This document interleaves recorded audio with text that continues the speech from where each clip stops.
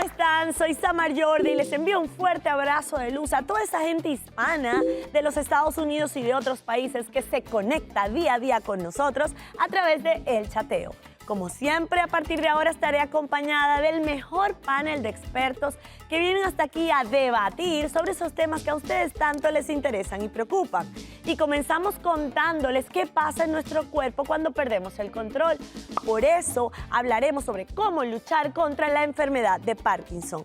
Y si quieres ser independiente y exitoso, no te pierdas nuestro segmento holístico porque un especialista viene a contarnos cómo emprender un negocio de acuerdo a tu signo zodiacal.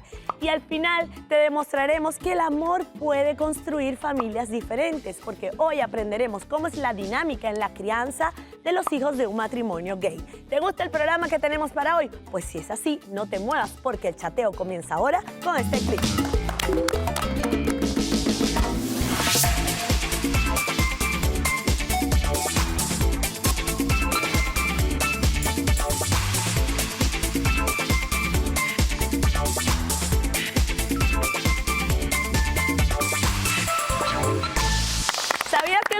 Unidos existen más de 1 millón de personas con diagnóstico de enfermedad de Parkinson y que cada año se detectan 60.000 casos nuevos. Ese es nuestro tema de hoy y hoy aprenderemos cómo luchar contra esta terrible enfermedad. Y para eso voy a darle la bienvenida a el doctor Jorge Martínez, director del Centro de Tratamiento Biomolecular. Bienvenido, Jorge. También nos acompaña el doctor Fernando Cubillos, director de investigación de la Fundación de Parkinson. Bienvenido, Fernando. Por este lado tengo a mi querida doctora Edith Shiro, psicóloga clínica. Bienvenida, Edith. Y también nos acompaña Adolfo Díaz, director de servicios a pacientes de la Fundación de Parkinson. Increíble el panel de especialistas que tenemos para hoy. Vamos a aclarar todas sus dudas y comenzamos preguntándole, doctor, ¿qué es la enfermedad de Parkinson? La enfermedad de Parkinson es una enfermedad neurodegenerativa en las que las células del cerebro llamadas dopaminérgicas o células que producen una sustancia específica encargada de producir los movimientos del cuerpo llamada dopamina, estas células empiezan a fallar y dejan de producir esta sustancia.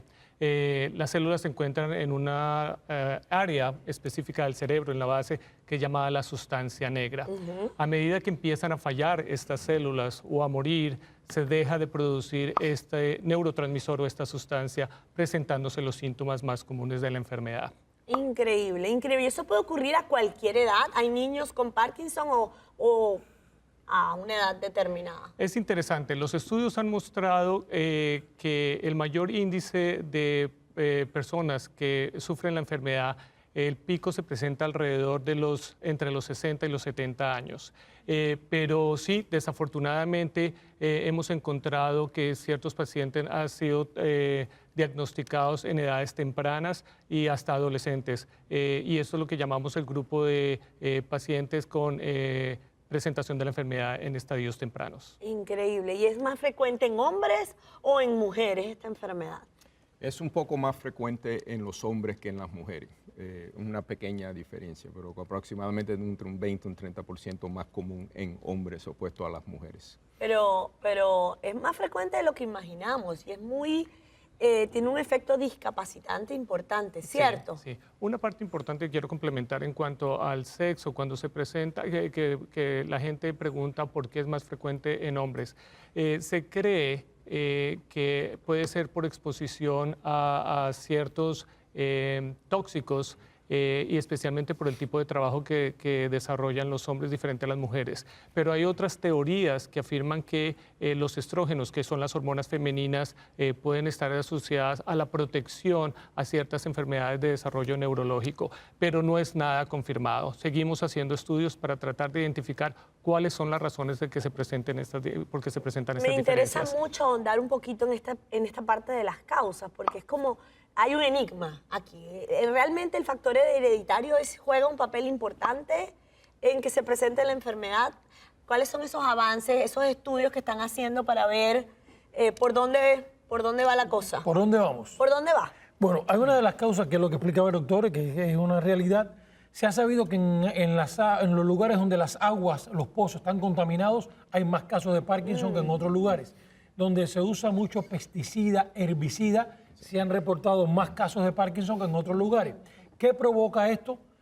Que hay una sobreexpresión de algunos genes que se modifican y crean una sobreexpresión de proteínas que son las que terminan dañando estas neuronas pintadas de la sustancia negra, que son las que generan después todo el cuadro clínico que genera un Parkinson. Sí, ya se ha logrado determinar que sí, la contaminación de pesticidas y agua puede ser una de las causales. Detonante, aparte de una predisposición hereditaria y la parte del sexo. Pero ya se está trabajando en el ámbito científico, en el área de cómo, inhibiendo las proteínas que sobreexpresa el gen, podemos detener el avance de la enfermedad. Ya ese es uno que viene muy pronto en la ayuda para el Parkinson. No, y qué bueno, que los estrógenos nos sirvan para protegernos, sí, porque siempre los estrógenos nos destruyen. Otra ventaja de ser mujer, otra ventaja de ser mujer. Los estrógenos pegan una, por fin. No, vale, sí pega, sí pega. Pero ¿sabes qué me encanta lo que está diciendo el doctor? Que esa aclaratoria que la información genética que tenemos no necesariamente es dura para toda la vida, sino que hay mutaciones genéticas, tanto negativas como positivas. Correcto. Entonces, lo que estamos experimentando en la vida, a lo que nos exponemos, tanto es pesticidas, herbicidas y comportamientos psicológicos, emocionales, modifican la información genética, ¿no? Me encanta lo que estás diciendo, porque siempre reforzamos que la genética es el arma y el ambiente es el que la dispara. Entonces, claro, puedes tener el gen, puedes tener familiares con enfermedad de Parkinson, pero si no estás expuesto a ese ambiente que va a disparar el gen, puede ser que no tengas la enfermedad. Esa es la parte importante en cuanto al Parkinson. Es una enfermedad difícil de diagnosticar y difícil de tratar, pero gracias a las ayudas científicas y a los avances que hemos tenido, estamos tratando de aclarar estos aspectos y proveer el tratamiento acertado a los pacientes. Es cierto que hay una predisposición genética, pero hay que tener en cuenta que no siempre significa que si el paciente tiene este marcador genético va a desarrollar la enfermedad. Solo que tiene que cuidarse más y estar más alerta. Hay otros factores, como decía el doctor Martínez, que puede llevar a presentar la enfermedad, como la exposición a esos pesticidas o a esos tóxicos. Antes de ahondar en el tema o entrar en el tema de cómo prevenirla, cómo tratarla, es muy importante saber cómo diagnosticarla. Primero los síntomas. Exacto. ¿Cuáles son los síntomas y los signos evidentes que pueden hacernos pensar que una persona tiene Parkinson? Hay varios que son muy específicos, y esto es un tema muy importante y estamos muy contentos de estar presentes aquí, especialmente a ustedes por venir. Con la comunidad hispana, porque una cosa que vemos es que, y se estima que hay una falta de diagnóstico entre la comunidad hispana, y creo que hay un componente cultural. Tenemos que hacer una pausa comercial, pero ustedes en casa no se muevan, porque vamos a desarrollar todos los signos y síntomas de esta enfermedad y sobre todo los signos tempranos para ponernos alertas y buscar ayuda. Ya venimos con más aquí del Chateo.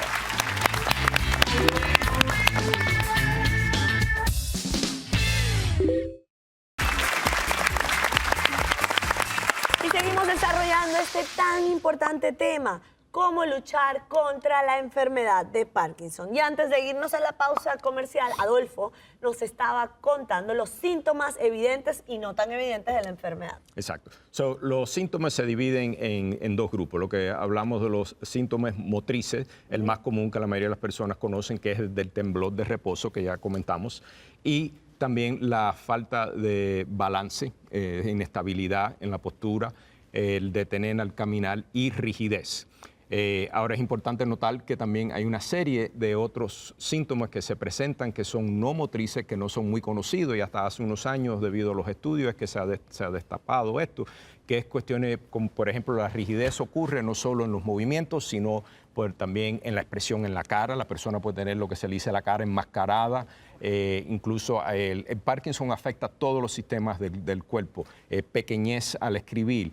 Las letras se ajuntan, son muy apretadas y están firmando. Cuando hablan, la voz va disminuyendo debido a la rigidez en las cuerdas vocales. ¿Disminuyendo qué? ¿En el tono? En el tono y en la velocidad de la persona. Se va achicando. Todo en el Parkinson se va haciendo más pequeño, los pasos al caminar. Pero la persona se da cuenta de eso, ¿está consciente? A veces, la mayoría de las veces ni se dan cuenta.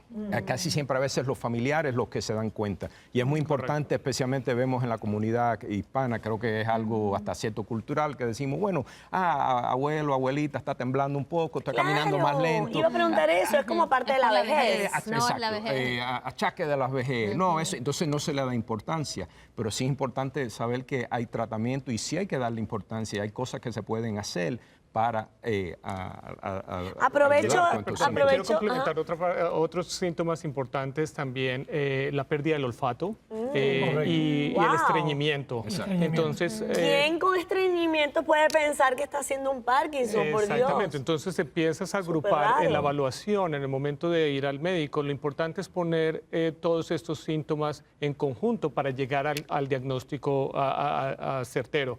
Entonces es importante tener en cuenta que no solamente el temblor, la rigidez o la dificultad en la marcha estamos definiendo Parkinson. Tenemos que Así entrar es. a considerar que a veces otros pacientes manifiestan los síntomas no motores primero antes de manifestar los Y síntomas hay que estar motores. alerta y por eso quiero aprovechar esta intervención de ustedes dos para decir que hay una línea telefónica que los puede orientar sobre cuál es esa sintomatología que ustedes pueden detectar a la primera y es el 1-800-473-4636, repito, 1-800-473-4636 o escribir o visitar la página www.parkinson.org/en español, no, /español, perdón.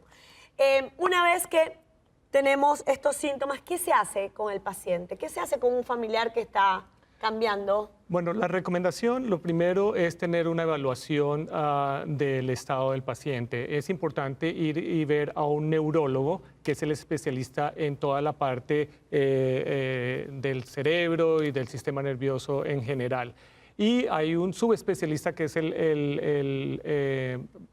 especialista en enfermedades del movimiento. Entonces, el neurólogo, el especialista en enfermedades del movimiento, son aquellos que pueden determinar si estos síntomas en realidad son enfermedad de Parkinson. ¿Por qué estamos hablando de los especialistas? Porque hay otras enfermedades similares o que semejan también un Parkinson sin ser necesariamente Parkinson. Y los tratamientos son completamente diferentes. Entonces, Y es importante indicar que el diagnóstico es clínico. A veces las personas se piensan que, bueno, porque no me hacen un No hay un análisis. test de sangre Exacto, o no lo hay. Por eso es tan importante. A ver, ¿qué dice Es Jorge? tan importante el, O sea, el el diagnóstico ojo es clínico. preponderantemente clínico, Exacto. pero hay otra cosa por ahí, Pero Jorge. ya estamos creando, se está ya investigando mucho, acuérdense de la parte genética en la que más yo trabajo, y ya sí hay algunos tipos de test que podemos ver los genes que están mutando, que son específicamente de Parkinson, inclusive podemos determinar las proteínas que sobreexpresan esos genes que causan la degeneración Y de la eso se puede sustancia. Es decir, prevenir. tipo el gen BRCA para el cáncer de mama, que puedes Muy detectar similar, si tiene como esos genes. es Spark 1, Spark 2, Spark 4. O sea, se están viendo varios tipos de genes que sí se sabe que mutan, sobreexpresan unas proteínas que son las que terminan dañando. Con esto quiere decir que si el paciente tiene Parkinson y lo podemos determinar, ya con lo que se va a aplicar a futuro podemos detener la enfermedad y si la persona haya cierta predisposición genética, viendo si hay una sobreexpresión de estos genes, inclusive antes que aparezca la enfermedad, inhibiendo esa sobreexpresión, se puede evitar la enfermedad. Wow. Pero eso es ya pronto que viene, no está saliendo, La no ha ciencia salido, pero avanza, ya la viene, ciencia viene. avanza. Muy bueno. Mira, una de las... Está por verse. es Está por importante verse. mencionarse. La Claro. medicina evoluciona a diario. Evoluciona. Y nosotros hablamos, probablemente cuando ustedes hablan de un diagnóstico, de un test, estamos hablando de marcadores o marcadores biológicos. Eso es lo que estamos tratando de evolucionar hoy en día en la investigación. La parte genética es un componente principal, pero recordemos, no siempre No esos siempre. marcadores No, genéticos Van a desarrollar significan la que van a enfermedad. desarrollar la enfermedad. Exacto. Pero también es importante cuando se hace la visita al médico, hay que desarrollar o realizar otros exámenes para descartar el Parkinson Otras o confirmar enfermedades. la otra enfermedad. Otro componente que creo que sucede muchas veces con las enfermedades crónicas es justamente signos de depresión, signos de ansiedad y Absolutamente signos de apatía. Justamente importantísimo. la dopamina Correcto, en el cerebro correcto. genera una serie de efectos Euforia. psicológicos, ¿verdad? Exactamente. Que afectan muchísimo, que muchas veces son los síntomas iniciales antes de que venga el temblor, antes de que venga otra serie de cosas,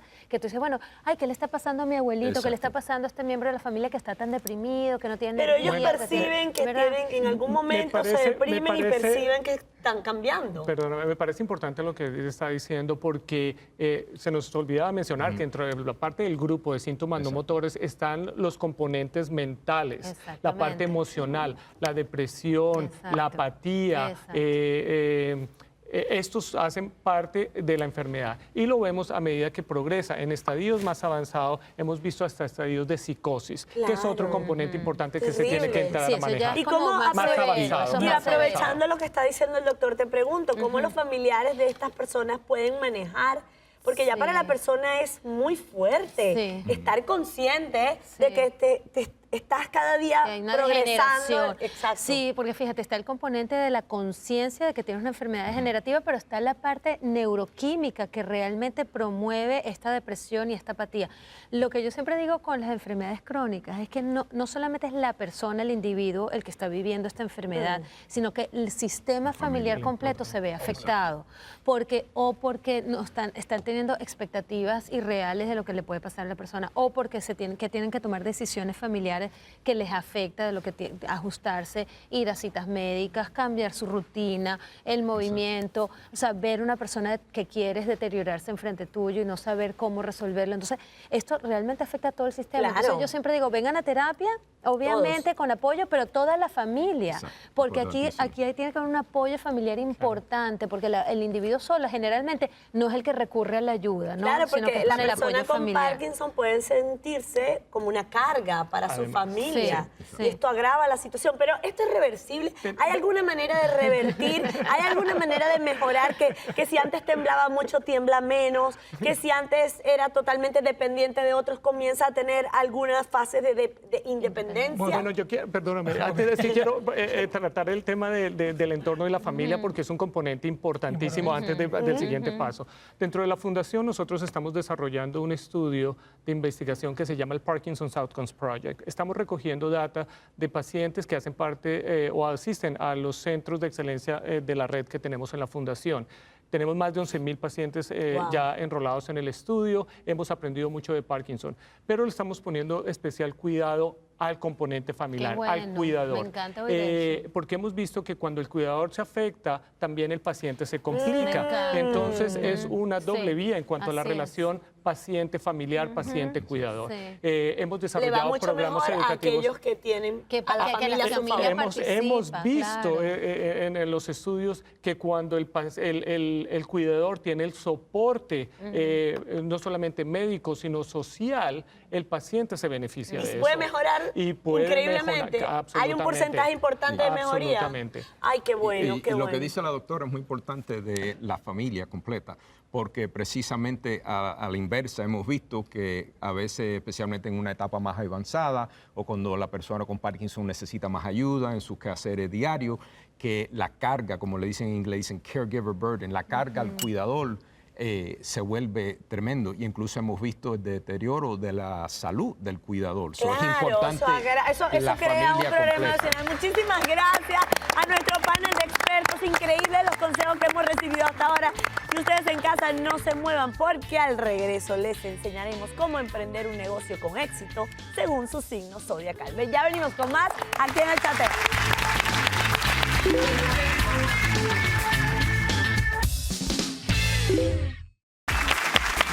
Y seguimos conectados aquí en el programa que nos enseña y nos entretiene al mismo tiempo. Y aquí en nuestro segmento holístico, un especialista viene a contarnos cómo emprender un negocio de acuerdo a nuestro signo zodiacal. Él es Douglas Bernal, bienvenido, psicoterapeuta espiritual.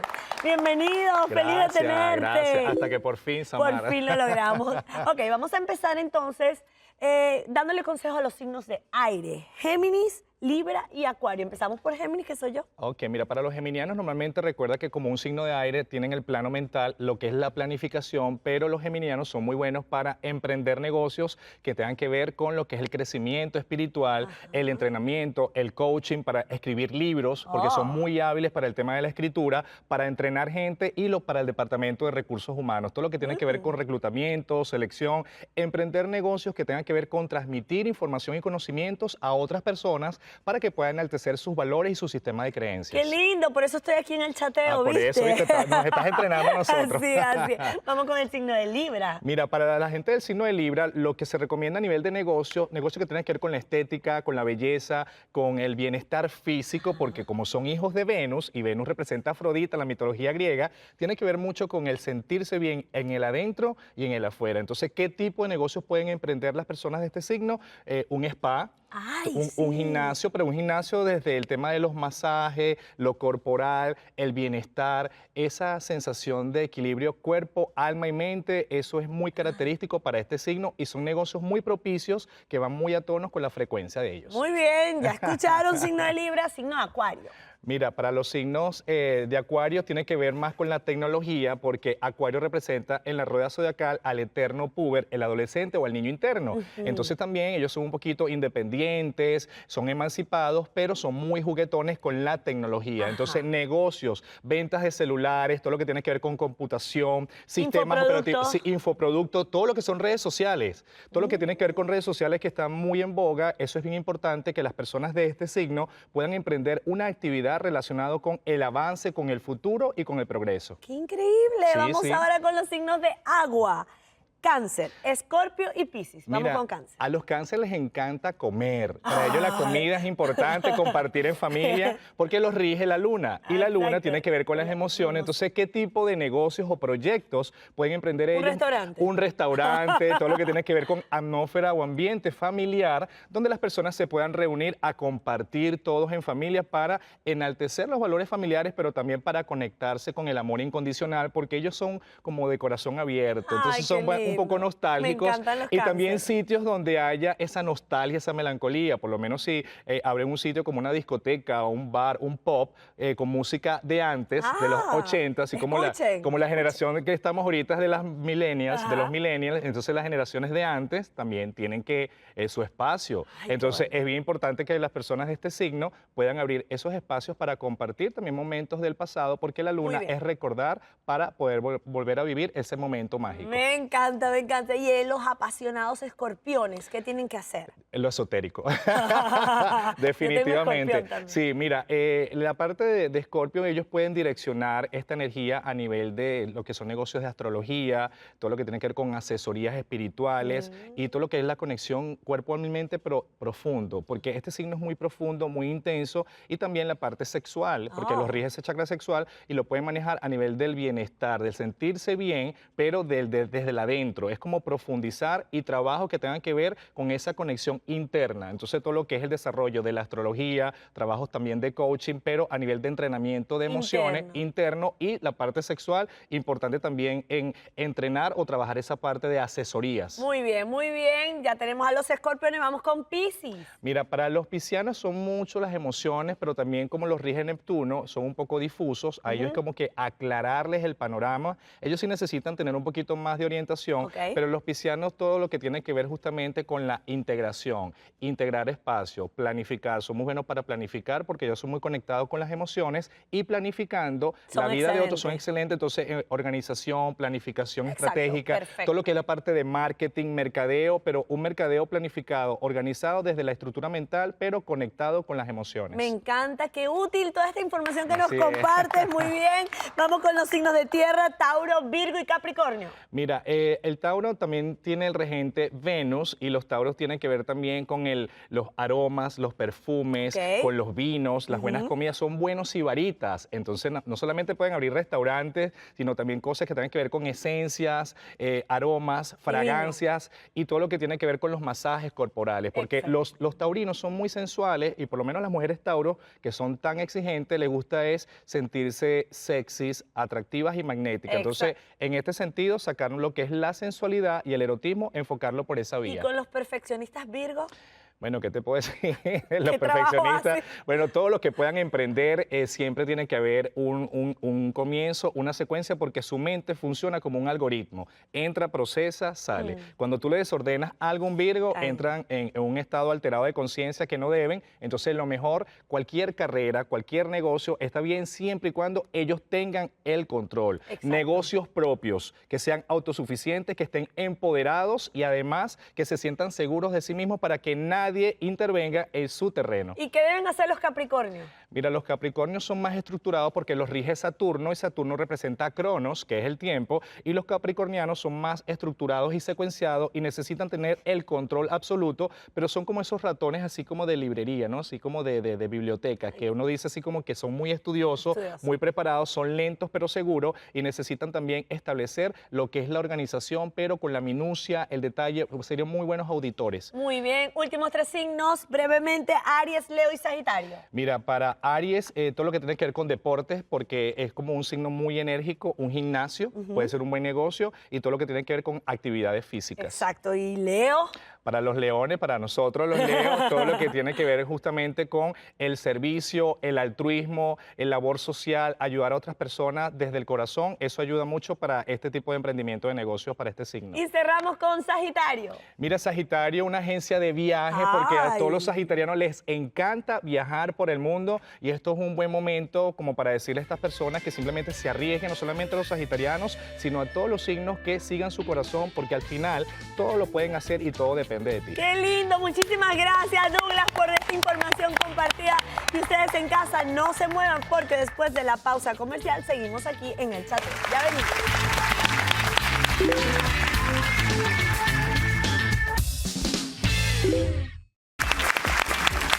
Y seguimos conectados aquí en tu programa favorito, El Chateo, entrando en un tema muy bonito e interesante, porque el amor sí puede construir familias diferentes.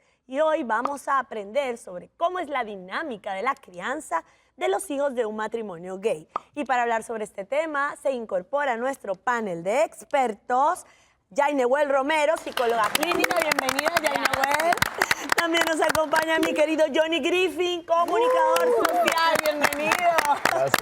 Y por este lado tengo a mi querida Karen Martelo, cantante. Muy bien, muy bien. Vienen a contar sus experiencias. Tenemos expertos y tenemos los que experimentan esta situación. Y la primera pregunta que se nos viene a la cabeza es ¿cómo logra un matrimonio gay tener hijos? En el caso de nosotros lo hicimos con fertilización in vitro, con el método ROPA, con los óvulos de la pareja. Utilizaron mis óvulos, los empollaron literalmente y se le hicieron una transferencia de embriones a mi esposa.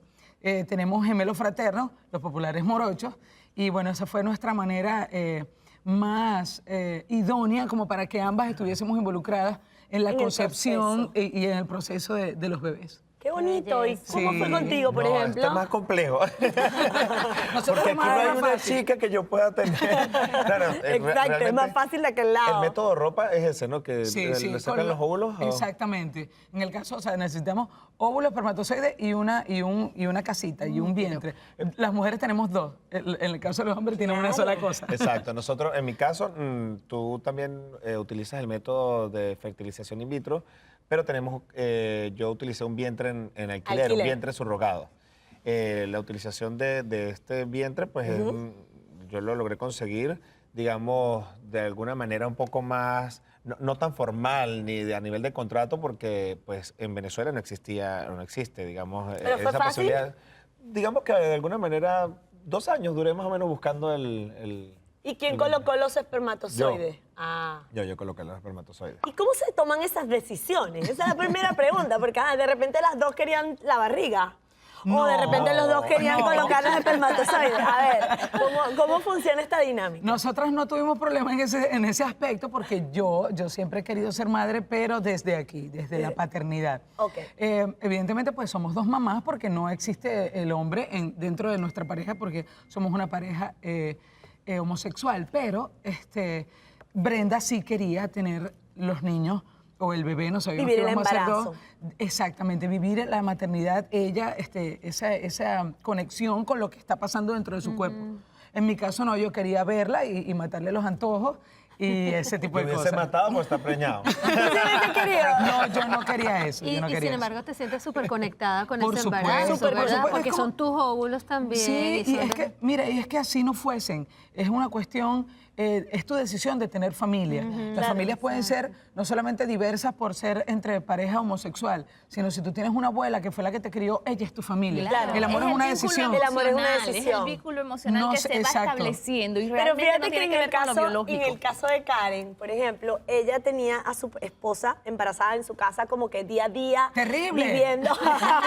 Una mujer embarazada es En cambio, terrible. Johnny tendría a esa mujer en otro lugar, me Sí, imagino. en mi caso sí la tuve, digamos, de alguna manera cercana porque yo estaba en una ciudad a 1 hora de la capital en Caracas y entonces yo iba todas las semanas a ver a mi visitar. barriga. Ay, qué Yo iba lindo. todas las semanas a ver mi barriga. Sin embargo, yo tengo amigos que no han visto la barriga nunca, sino hasta que nacen los bebés. Tengo unos amigos que pasan. El amor ¿Y te no conectaste nace- emocionalmente el amor- con esa barriga desde que ibas? Claro, ¿O digamos, cuando tuviste a los hijos? No, a eso iba. Tú no te enamoras de algo que no has visto, digamos, de alguna manera. Te emocionas porque viene alguien, pero no existe, o sea, la manera, sino esa conexión y ese amor cuando lo ves.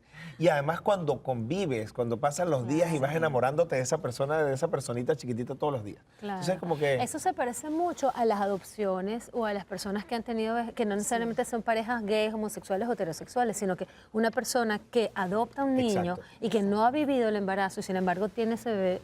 O sea, Claro. Puede una crear el adopción, mismo vínculo. crea un vínculo igual de fuerte, importante, necesario. supuesto. O sea, que todas estas variaciones que pueden existir Claro. entonces en la Ahora, paternidad. ¿qué le diríamos a esas personas que a estas alturas, en este siglo, aún piensan que ser padres, siendo homosexuales, eso puede perjudicar la salud mental de los hijos? Te voy a decir una cosa, los estudios, y aquí científicamente hablando, los estudios a largo plazo han demostrado, a contrario de lo que dicen los mitos, que no hay ninguna diferencia, ninguna, entre parejas heterosexuales y parejas homosexuales que están criando niños. Ah, qué La bueno. diferencia está en qué calidad de padres son, qué calidad de relación de pareja hay, qué calidad de ambiente familiar existe para que existan consecuencias positivas, negativas en el desarrollo Es decir, de que los esos niños. hijos no tienen ningún riesgo de sufrir un trastorno emocional, un trastorno mental, nada, nada, nada. Los para estudios nada. han demostrado que no. Pero fíjate una cosa, a mí me crió una pareja heterosexual. Entonces, no, es que la homosexualidad es una preferencia sexual, no es un valor humano,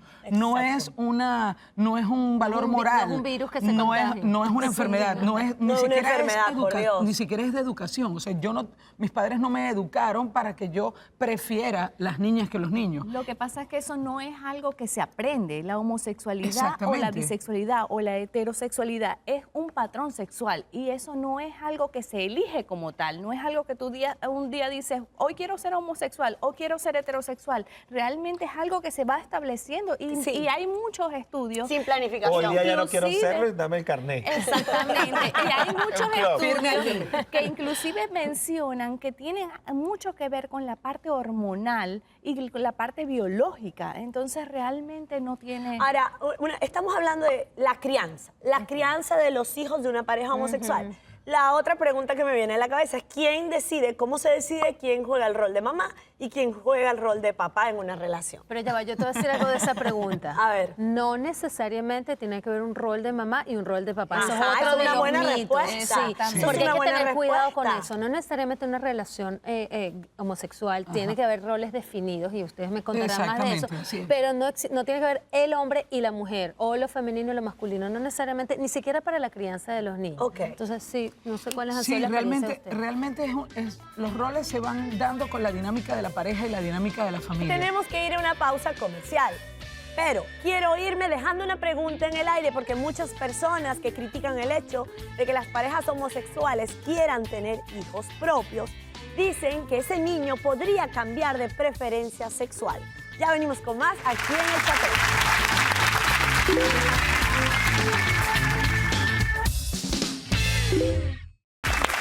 Y seguimos conectadísimos en tu programa favorito, El Chateo, desarrollando este tema tan interesante y polémico. Y antes de irnos a la pausa comercial, dejamos una pregunta en el aire.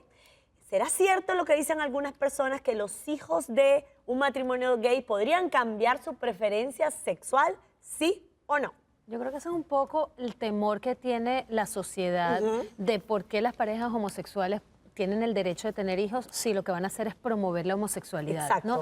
Pero hemos hablado... Como si y fuese un problema. Sí, como si fuese un problema. Y hemos hablado que la homosexualidad no se promueve. La homosexualidad tiene... O sea, no es que tú decidiste ser homosexual o no, sino que tiene ciertas bases biológicas, genéticas, hormonales, etcétera, psicológicas, o sea, una serie de cosas que no necesariamente porque tus padres sean homosexuales, tú vas a ser homosexual, porque si no, las parejas heterosexuales tendrían... No tendrían Pero homosexuales. la otra parte es, lo que sí puede pasar con los niños de parejas homosexuales homosexuales, y ustedes cuéntenme que lo tienen los niños, es que son más tolerantes y más abiertos a las la diferencias. posibilidad Claro, de que haya evidentemente. parejas homosexuales y a la Evidentemente. homosexualidad. Se están criando en ese núcleo familiar, un núcleo familiar además incluyente, porque yo voy a defender mi exacto. parte, o sea, es donde incluyes a una familia distinta en la sociedad. Entonces tú vas, aparte de creando ese vínculo, creando esa conciencia, ese nivel de tolerancia, no solo hacia los homosexuales porque tus mamás son homosexuales, sino ante cualquier cosa. Ojo, hay muchísimas cosas que son intolerables, en mi caso, por ejemplo.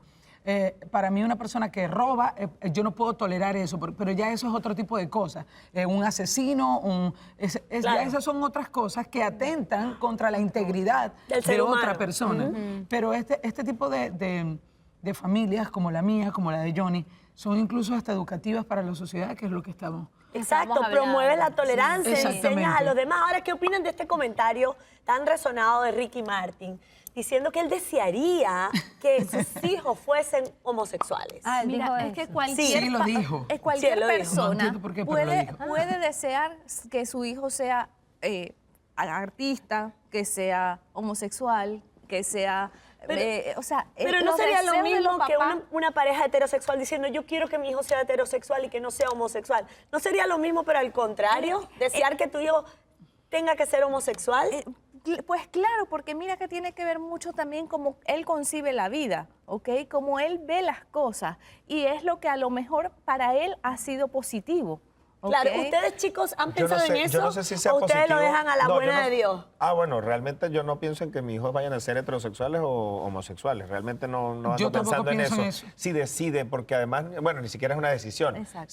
Si en algún momento mi hijo, o porque en mi caso yo tengo 2 varones y una niña, si en alguno de los casos cualquiera tuviese la preferencia, digamos, hacia la homosexualidad, pues bienvenido, o sea, amén. O sea, pero sí tengo amigos incluso homosexuales que tienen hijos.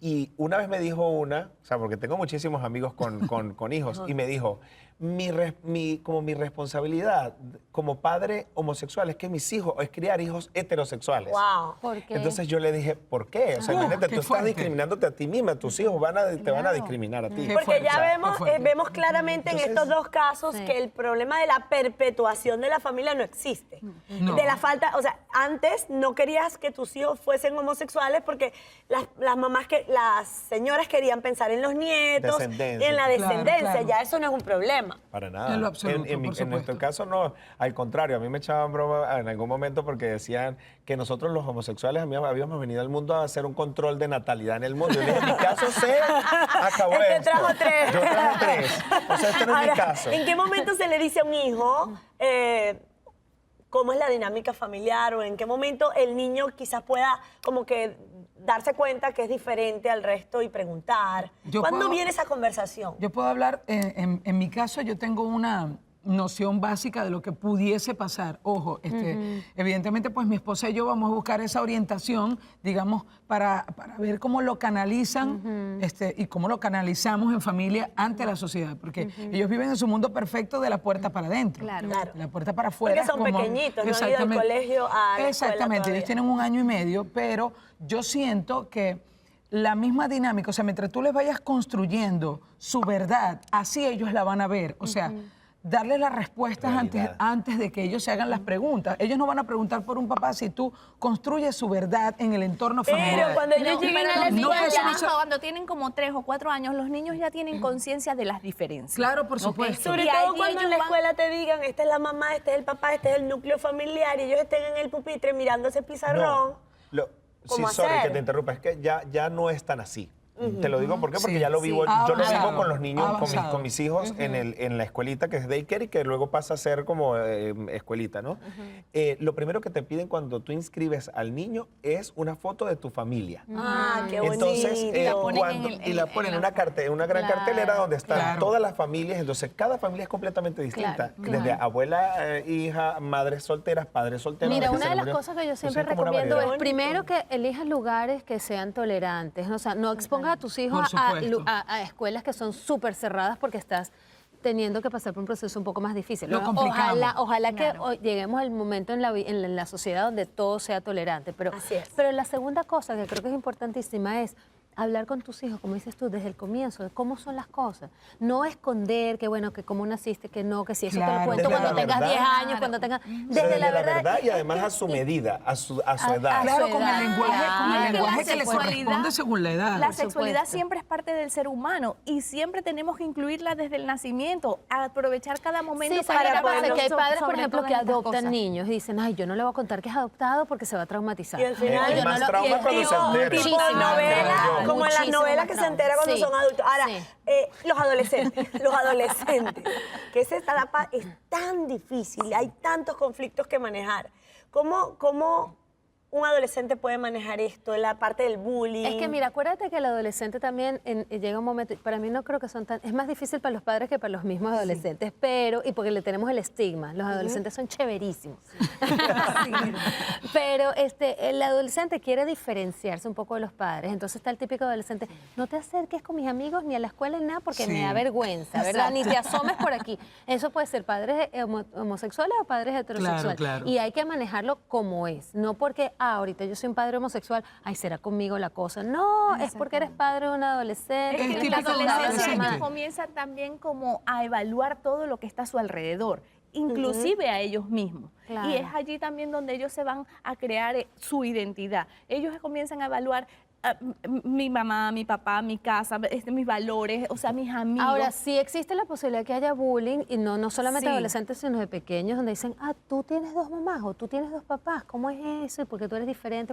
Entonces, sí pueden haber ese tipo de consecuencias y creo que es importante estar consciente y preparado, como dices tú, ve a Claro. tu terapia para Claro, preparar por a la supuesto, una familia para cómo orientación, manejar una Aunque esta orientación. situación es cada día más común, no es la más común que vas a encontrar en la Claro, escuela y ellos se pueden ver un poco diferente. Lo que decía la doctora, el asunto está en cómo te sientes tú. Claro. Si tú estás bien, si tú te sientes bien, eso es lo que tú vas a proyectar a la sociedad.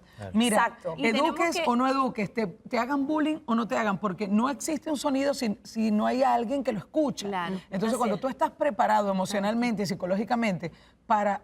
Es que el mundo nos gira a tu alrededor y no porque seas homosexual, hay gente que tiene problemas de obesidad o cualquier cosa o alguna enfermedad o alguna discapacidad.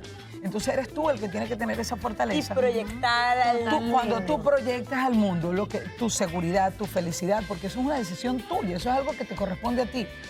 De esa misma manera lo va a percibir el entorno. Y no hay comentario que pueda tumbar eso. Muchísimas gracias a nuestro panel de expertos y con este mensaje tan bonito de Karen nos despedimos y los invitamos a continuar viéndonos cada día en su programa favorito, El Chateo. Bye bye.